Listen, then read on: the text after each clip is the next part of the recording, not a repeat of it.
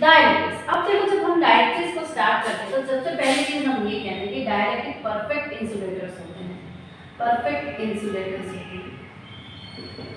तो आप बोलोगे भाई ये परफेक्ट इंसुलेटर्स होते हैं तो यहाँ पर पोटेंशियल और करंट की बात कहाँ से आ गई? देखो बात यह है कि डाइलेक्ट्रिक्स एक परफेक्ट इंसुलेटर्स तो होते हैं, ठीक है, लेकिन अगर हम उसमें इलेक्ट्रिक फील्ड को पास आउट कराएं एक सर्टेन वैल्यू के बियॉन्ड, एक सर्टेन वैल्यू के बियॉन्ड, तो इसमें क्या होता है, मॉलिक्यूल्स पोलराइज्ड हो जाते हैं, और जैसे ही मॉलिक्यूल्स पोलराइज्ड हो गए वेक्टर पोटेंशियल डेवलप्ड हो गया और बाकी सारे फिनोमेना काम करने शुरू कर दिए। इसलिए डाइलेक्ट्रिक्स क्या होते हैं, एक परफेक्ट इंसुलेटर्स होते हैं until we pass the electric field. जैसे ही हम यहाँ पर क्या दिए, passing electric field, electric field, ठीक है, तो क्या हो जाएगा रिजल्ट में, रिजल्ट क्या देगा, get polarized, get polarized. Okay, ये क्या हो जाता है, पोलराइज्ड हो जाता है। अब अगर हम बोले कि हम कैसे मॉलिक्यूल्स को डाइलेक्ट्रिक्स कह सकते हैं, देखो डाइलेक्ट्रिक्स हम लोग किसी लिक्विड को भी कह सकते हैं, सॉलिड को भी कह सकते हैं, ठीक है। तो हमारे पास क्या होते हैं, डाइलेक्ट्रिक्स टू टाइप्स के होते हैं, dielectrics are of two types, ठीक है। पहला टाइप क्या हुआ, पोलर डाइलेक्ट्रिक्स, पोलर डाइलेक्ट्रिक्स। दूसरा क्या हुआ, non polar dielectrics, non polar dielectrics, ठीक है। अब पोलर डाइलेक्ट्रिक्स क्या है, पोलर डाइलेक्ट्रिक्स वो मॉलिक्यूल है जिनमें परमानेंट डाइपोल पहले से बना हुआ है, परमानेंट डाइपोल पहले से बना हुआ है, तो इसका मतलब क्या है कि वहां पर हमें कोई भी एक्सटर्नल एजेंट हम लोग को इंड्यूस नहीं कराना पड़ेगा, इंड्यूस डाइपोल मोमेंट्स की बात नहीं होगी, वहां पे परमानेंट डाइपोल मोमेंट की बात होगी। मतलब यहाँ पर क्या हुआ, परमानेंट डाइपोल मोमेंट्स होंगे, ठीक है, परमानेंट डाइपोल मोमेंट्स होंगे, जैसे HCl हुआ, KBr हुआ, NaCl हुआ, ये सब क्या है, ये सब आपके पोलर डाइलेक्ट्रिक्स हैं। अब नॉन पोलर डाइलेक्ट्रिक्स मतलब क्या, इसमें इंड्यूस्ड डाइपोल मोमेंट वर्क करेगा, in this induced dipole moment works, ठीक है। अब जैसे CO2 हुआ, H2O हुआ, यहाँ पर क्या होगा, हम लोग चार्ज क्लाउड, जो इलेक्ट्रॉन चार्ज क्लाउड है उसमें पोलराइजेशन क्रिएट करेंगे, इंड्यूस करेंगे, और फिर जाके इसमें आपका जितने भी फिनोमेना, डाइलेक्ट्रिक तो हम लोग सबसे अच्छा एग्जांपल कैपेसिटर्स में यूज करते हैं क्योंकि वो एनर्जी को स्टोर करता है। तो हम जानते हैं कि कैपेसिटी इंक्रीज हो जाती है, राइट, कैपेसिटी इंक्रीज हो जाती है। सो यहाँ पे पोलर मॉलिक्यूल्स हो गए और नॉन पोलर मॉलिक्यूल्स हो गए। अगर अब मैं देखूं, बात ये है कि जब ये सब मॉलिक्यूल्स हो गए, इसमें इलेक्ट्रिक डाइपोल्स होंगे, पोलराइजेशन होगा, सारी चीजें अलग हैं, लेकिन एक चीज आपको याद रखनी है कि जब परमानेंट डाइपोल्स होते हैं तो जो इलेक्ट्रिक फील्ड होती है वो इनहैंस बहुत ज़्यादा हो जाती है। Okay, so when moving to the next for the expression, more thing हमें ये बताना है कि जब हम सोचो कि इनिशियली क्या होगा कि एक का क्लाउड दूसरे के क्लाउड पर कोइंसिडाइज करेगा, ठीक है। तो ओवरऑल डाइपोल्स के रिजल्ट में जो फोर्स होगा वो क्या हो जाएगी, जीरो होगी, टोटल फोर्स। क्यों, जब हम डाइपोल्स की बात कर रहे हैं तो F प्लस क्या आएगा, प्लस QE होगा, QE होगा, और F माइनस जो है वो माइनस QE होगा, दोनों की वजह से अलग फोर्स होगा, तो टोटल फोर्स क्या होगा, इन दोनों का प्लस होगा ना, तो इज इक्वल टू जीरो। तो याद रखना डाइपोल्स में रिजल्टेंट फोर्स तो हमेशा जीरो होगा, और हम इनिशियली जो होते हैं ये क्या होते हैं, ये न्यूट्रल होते हैं, इनिशियली न्यूट्रल होते हैं, लेकिन जब हम लोग इनमें चार्ज इंड्यूसमेंट करते हैं, तब इसमें क्या होता है, नॉन पोलर डाइपोल की तरह एक्ट करने लगते हैं। अब सोचो हम कोई होमोन्यूक्लियर मॉलिक्यूल्स ले, ठीक है, तो क्या हुआ, मॉलिक्यूल्स, ठीक है, जैसे कि N2। अब देखो N इधर है, N इधर है, दोनों में चार्ज और इलेक्ट्रॉन्स के जो आपके क्लोनिंग होंगे वो होंगे कि नहीं, ठीक है। अब हम क्या करेंगे, बाहर से इलेक्ट्रिक फील्ड देके इसमें पोलराइजेशन क्रिएट देंगे डेल्टा प्लस और एक को देंगे डेल्टा माइनस चार्जिंग, तो क्या हुआ, अब ये क्या get, now they get polarized, now they get polarized after charge inducement. ठीक है, चार्ज इंड्यूसमेंट के बाद ये पोलराइज्ड है।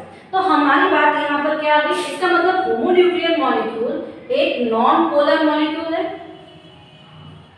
नॉन पोलर मॉलिक्यूल है, और जो कि इनिशियली क्या रहता है न्यूट्रल, लेकिन बाद में हम उसमें क्या करते हैं, चार्ज इंड्यूस करते हैं, चार्ज इंड्यूस के बाद पोलराइज होता है, पोलराइज होने के बाद भीतर इसका एक क्या डेवलप होता है, इलेक्ट्रिक फील्ड डेवलप होता है। तो लास्ट में हम अगर एक्सप्रेशन ढूंढना चाहें तो पोलराइजेशन कितना हुआ, पोलराइजेशन कितना हुआ, ये डायरेक्टली प्रोपोर्शनल कितना हुआ इलेक्ट्रिक फील्ड क्रिएट करेगा। इसका मतलब क्या है कि polarization is equal to alpha times of V। अगर मैं इसकी बात करूं, इंड्यूस पोलराइजेशन की बात करूं, इंड्यूस पोलराइजेशन की बात करूं, ओके, ये समझ में आ गया सबको, ओके फाइन। नेक्स्ट एक चीज इसमें इंपॉर्टेंट है, पता है क्या इंपॉर्टेंट है इसमें, एक चीज इंपॉर्टेंट ये है कि अगर मैं बोलूं, अगर मैं इंड्यूस पोलराइजेशन की बात करूं, इंड्यूस्ड पोलराइजेशन,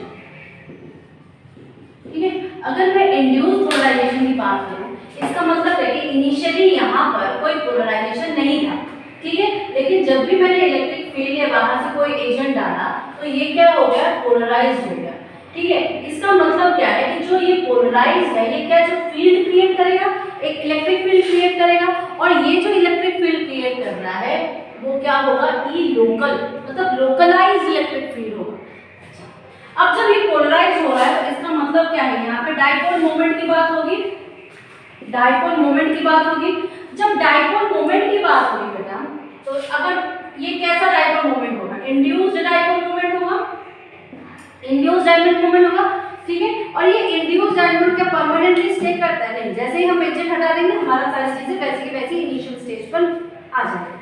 तो इसका मतलब क्या है कि जो इंड्यूस्ड डाइपोल मोमेंट होगा ये किस पे डिपेंड करेगा, जितना हम लोग इलेक्ट्रिक फील्ड ये लोकल जो क्रिएट हुआ है, ई लोकल जितना क्रिएट हुआ है, याद रखना ऐसे क्वेश्चंस हमारे नेट में आते हैं सी पार्ट में, ओके, ऐसे क्वेश्चंस बिल्कुल हमारे नेट में सी पार्ट में आते हैं। इसका मतलब क्या है, जो इंड्यूस पोलराइजेशन हुआ ई लोकल पर डिपेंड किया, जब ये ई लोकल पर डिपेंड किया तो हम इसको ऐसे भी तो ले सकते हैं कि जो इंड्यूस डाइपोल मोमेंट है, इंड्यूस डाइपोल मोमेंट है, क्या है, इंड्यूस्ड डाइपोल मोमेंट, ठीक है। ये जो इंड्यूस्ड डाइपोल मोमेंट है इसका मतलब क्या, अल्फा टाइम्स ई लोकल के हुआ, मतलब जितना लोकल इलेक्ट्रिक फील्ड क्रिएट हुआ। अब जब जितना लोकल इलेक्ट्रिक फील्ड हुआ, ये अल्फा क्या है, ये है पोलराइजेबिलिटी, पोलराइजेबिलिटी, ठीक है, ये क्या है आपका पोलराइजेबिलिटी है। अब इसका मतलब क्या कि वो जो मॉलिक्यूल है एक्चुअली कितना पोलराइज्ड हुआ है, हम इसको डिपेंड से निकाल सकते हैं। याद रखते हो आप लोग क्लॉसियस मॉसोसर्टी रिलेशनशिप निकालते हो, क्लॉसियस मॉसो रिलेशन निकालते हो, ये आपके बीएससी में पूरा का पूरा डिराइव करवाते हैं हम लोग, ठीक है। आप अपने नोट्स चेक करो, आप देखोगे कि इस रिलेशन में जो जितना भी एक लॉरेंज लोकल फील्ड हम लोग डिराइव करते हैं, एक डाइलेक्ट्रिक सॉलिड मटेरियल कैसे अपने इलेक्ट्रिक फील्ड को मेंटेन करता है, कैसे टोटल एक्सप्रेशन निकलता है, क्या ये एक्सप्रेशन निकलता है, ये सारी चीजें हम लोग डिराइव करते हैं। ओके, नेक्स्ट हमारा लोकल इलेक्ट्रिक फील्ड निकल गया। अब ये जो लोकल इलेक्ट्रिक फील्ड है एक्चुअल में ये कैसा है, ये निकला हुआ है आपके जो इंड्यूसमेंट हुआ उसके वजह से, ठीक है। Okay, now moving to the next. Okay, now अब नेक्स्ट हेडिंग डालिए आप लोग कि टॉर्क, पहले फोर्स लिखते हैं, force and torque, force and torque in dielectrics, dielectrics, ठीक है। एक बार हम लोग क्या करेंगे, इसको यूनिफॉर्म फील्ड और एक बार कौन सा नॉन यूनिफॉर्म। फील्ड क्या है भाई, ये ई है, ओके। एक बार हम लोग क्या करेंगे, फील्ड को यूनिफॉर्म डालेंगे और एक बार नॉन यूनिफॉर्म डालेंगे। चलो अब सोचो, तो आपको देखो डाइपोल है, मैंने आपको बोला कि जब हम डाइलेक्ट्रिक्स की बात करें तो डाइपोल्स की बात करें, अब सोचो मेरे पास कोई फील्ड है, पहले तो हम लोग ये करेंगे कि परमानेंट डाइपोल, सोचो मेरे पास एक परमानेंट डाइपोल, ठीक है, हमारे पास एक परमानेंट डाइपोल है प्लस हमारे पास यूनिफॉर्म इलेक्ट्रिक फील्ड है, ठीक है, केस 1। तो इसमें क्या होगा, मतलब हमारे पास ऐसा है,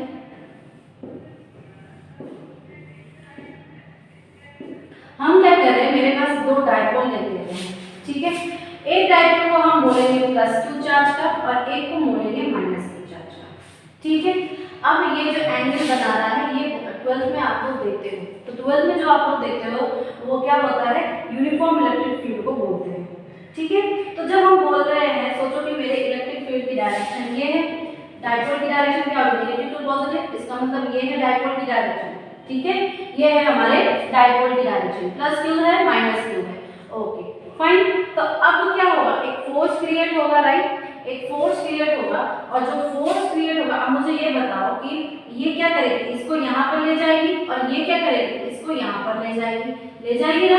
और हम कह रहे हैं, सोच लो कि लेट E जो है E0 y है, E जो है E0 y है, तो हम क्या कह सकते हैं, dipole moment is equal to what, QE, dipole sorry QD होगा, ठीक है, QD होगा, और फोर्स क्या होगा, QE होगा, ठीक है।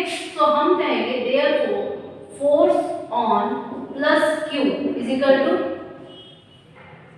F plus is equal to +QE, force on -q charge क्या होगा, F minus is equal to -QE, ठीक है। देयरफॉर टोटल फोर्स क्या हो जाएगा, ये मैंने अभी बताया, F plus F minus is equal to 0 होगा कि नहीं बताओ। तो इसका मतलब क्या है कि यूनिफॉर्म फील्ड में हम कहेंगे क्या कि हमारा टोटल फोर्स 0 होगा। लेकिन अगर मैं ये कहूँ कि if we have non uniform बात करते हैं, टॉर्क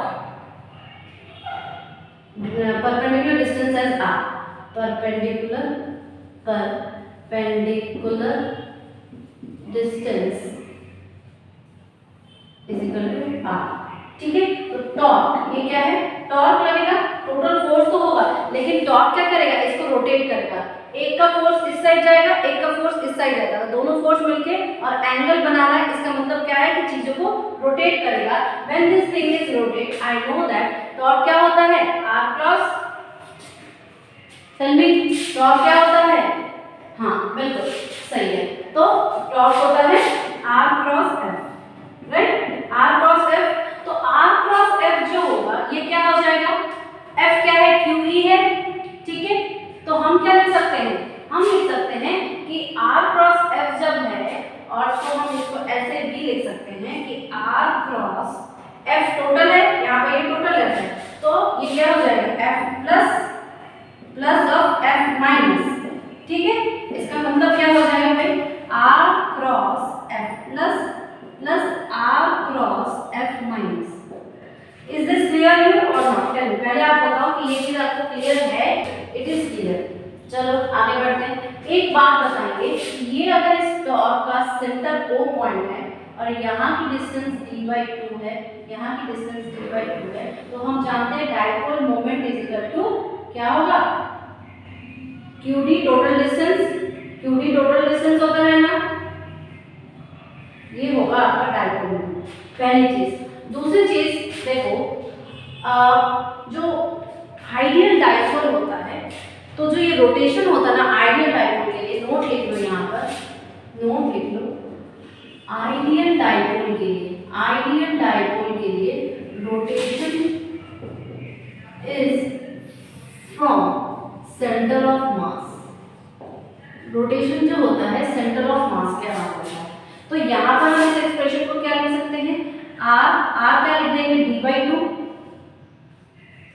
d/2 क्रॉस f क्या है, QE plus d/2 minus QE minus, ये हो जाएगा ना, माइनस QE माइनस का हो जाएगा, ठीक है। और क्यू ई दोनों में सेम है, क्यू ई दोनों में सेम है, यहाँ पर प्लस माइनस की कोई बात नहीं। अब मुझे बताओ कि ये चीज जब कॉमन आ गई, जब ये चीज कॉमन आ गई तो फाइनली क्या हो जाएगा मेरा, फाइनली क्या हो जाएगा, फाइनली हम एक क्वांटिटी को बाहर ले लेंगे, बाहर ले लेंगे, ठीक है।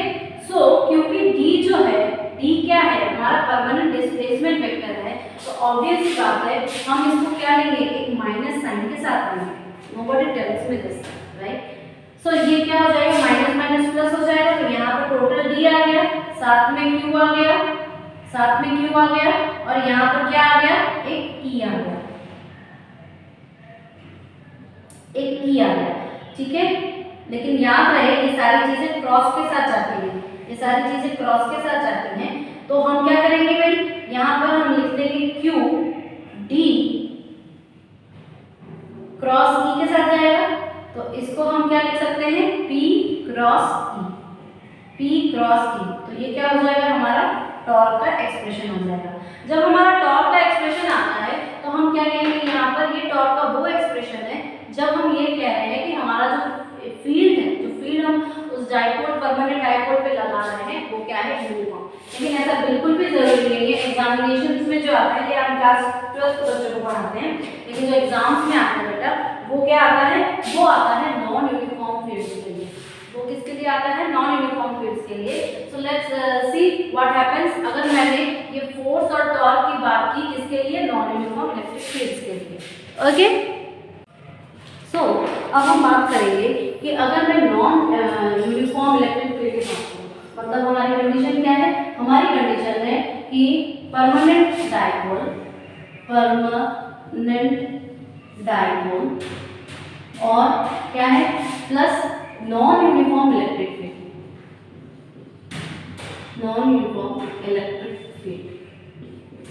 लेकिन यहाँ पर एक चीज आपको नोट करनी पड़ेगी कि अगर नोट डायग्राम तो वैसा ही रहेगा आपका, लेकिन यहाँ पर एक चीज आपको नोट करनी पड़ेगी कि अगर हम बहुत ही स्मॉल चेंज कर रहे हैं डी में, डी यानी जो डिस्टेंस है, अगर हम स्मॉल चेंज कर रहे हैं डी में, तो हमारा जो इलेक्ट्रिक फील्ड में चेंज होगा वो भी स्मॉल ही होगा, ठीक है।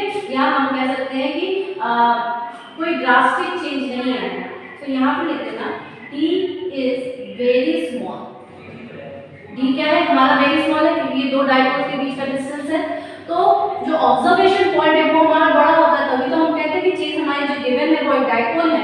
So d is very small, so small change in it, small change in electric field, small change in electric field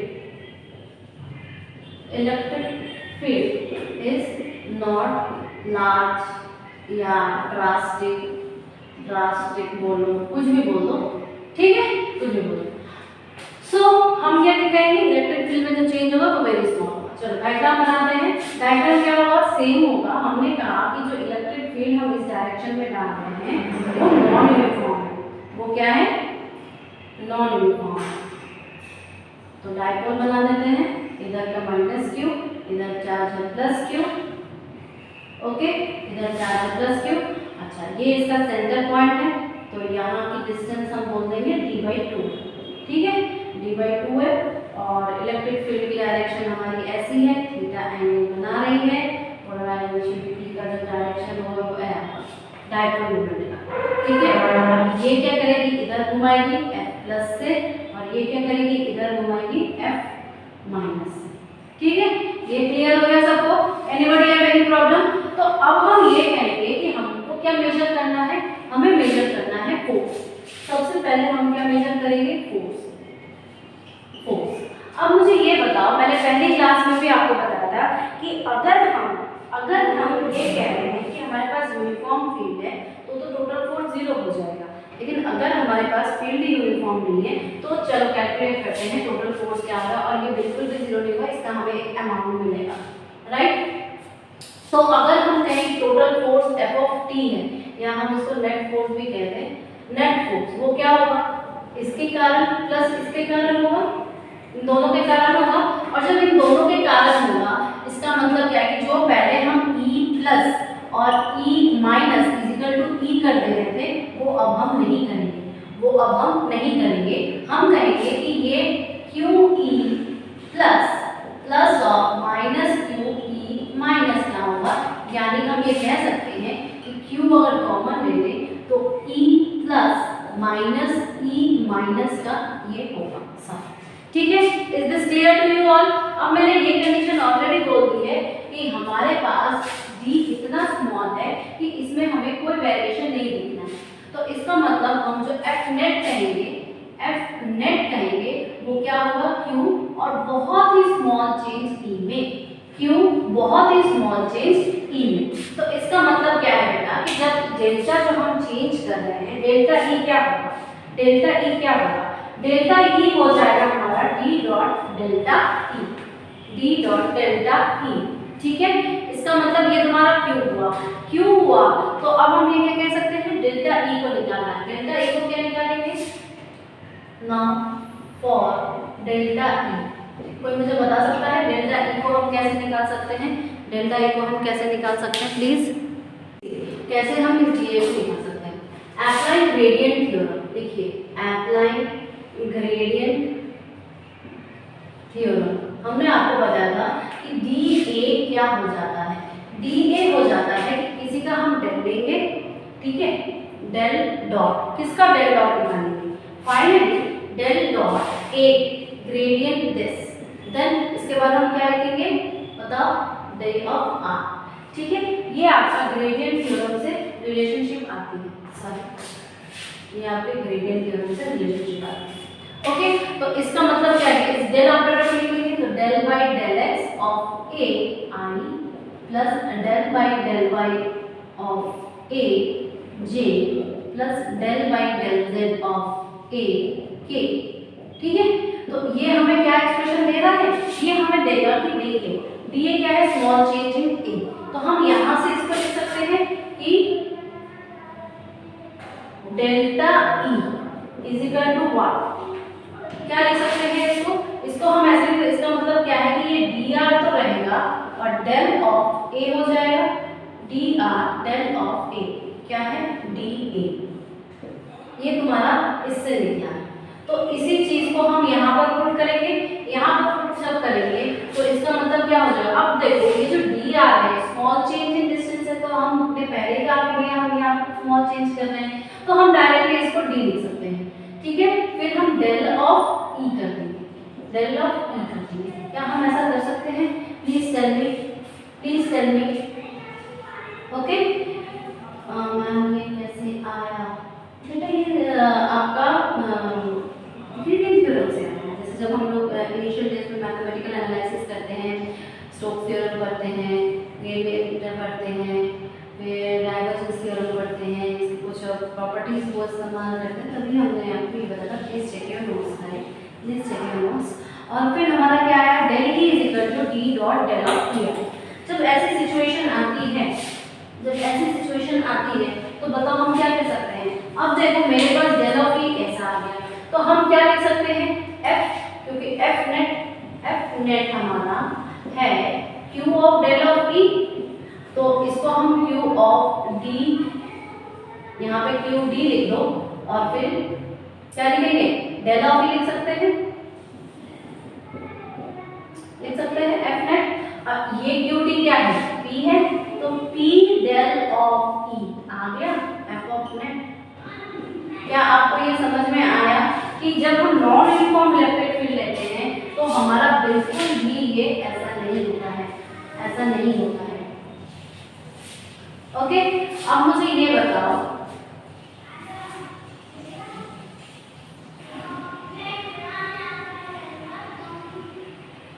ठीक है, क्लियर है? तो इसका मतलब क्या होगा कि हमारे पास ये एक इम्पोर्टेंट क्वेश्चन का कंसेप्ट है, प्लीज आपको इसको याद रखना, ये एक इम्पोर्टेंट क्वेश्चन से ये में आ सकता है, तो हमारे साइड मुझे ऐसा लग रहा है कि ये आ सकता है छोटे क्वेश्चन कम मार्क्स में। अब हम क्या करेंगे, अब हम कह रहे हैं कि अब हमारे पास फोर्स की बात है, जब हमारा टॉर्क की बात है, टॉर्क कैसे कर सकते हैं हम लोग, देखो हम इसको ऐसे भी लिख सकते हैं, we can write this thing as F of net is equal to del of P dot E। लेकिन हम इसको कैसे लिखेंगे, इस चीज को को हम तभी लिख सकेंगे बेटा जब हम ये कहेंगे कि जो P is not a function of position. Okay, P is not a function of position. So what I am saying that कि हम इसको P क्रॉस E जो है इसको हम क्या लिख सकते हैं ऐसे, लेकिन तब हम लिख सकते हैं जब हम ये कहें कि P जो है पोजीशन का फंक्शन नहीं है, पोजीशन का फंक्शन नहीं है. तो हम इसको फाइनली कैसे लिख सकते हैं? इस P क्रॉस E को हम ऐसे लिख सकते हैं, हम ऐसे लिख सकते हैं, ये हमारी प्रॉपर्टीज है. जब ये हमारी प्रॉपर्टीज है, लेकिन हम ये भी कहना चाहते हैं कि जहाँ पर ऐसी सिचुएशन आ गई कि हमें ये चेक करना है कि कहीं पर ऐसा तो नहीं है कि P के साथ डेरिवेटिव आ रहा है, इसकी वजह से ये चीज़ और ये चीज़ तीनों हमारी जीरो हो जाएंगी.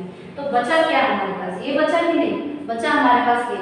सो what I am trying to say कि हम P डॉट E को therefore I can write del of P dot E को हम ऐसे भी लिख सकते हैं E dot del of P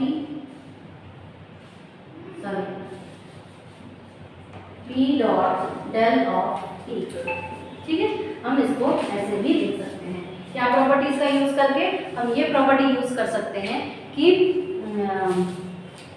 हम ना लें. Okay, I won't take as a function of position. So non uniform electric field के लिए हमारा जो नेट फोर्स है ऐसा आता है. लेकिन चलो अगर हम इसको बात करें, अगर मैं बात करूं कि हमारे पास टॉर्क क्या होगा, फोर्स जब आ रहा है तो टॉर्क भी आएगा.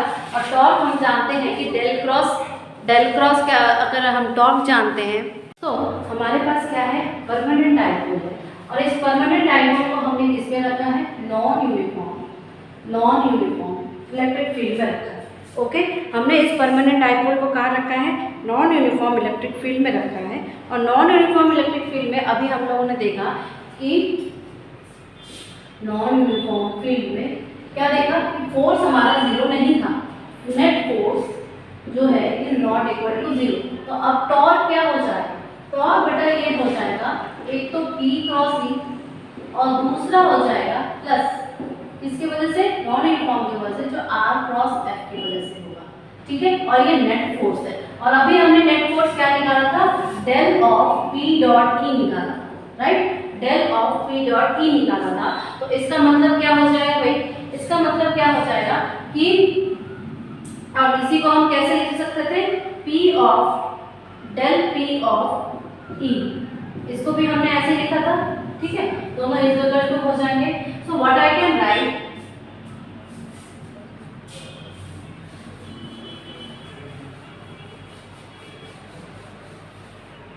अभी हम क्या लिख सकते हैं?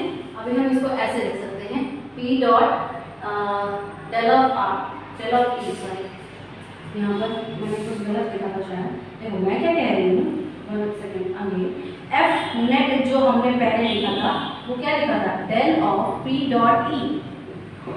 या हम इसको ऐसे भी लिख सकते थे. क्यों? क्योंकि ओरिजिनल इक्वेशन क्या है हमारा? P of del of E. ये हमारा ओरिजिनल इक्वेशन आता था. इसको हम यहाँ पर पुट करेंगे. ये किसकी वजह से है? यूनिफॉर्मिटी की वजह से, यूनिफॉर्म.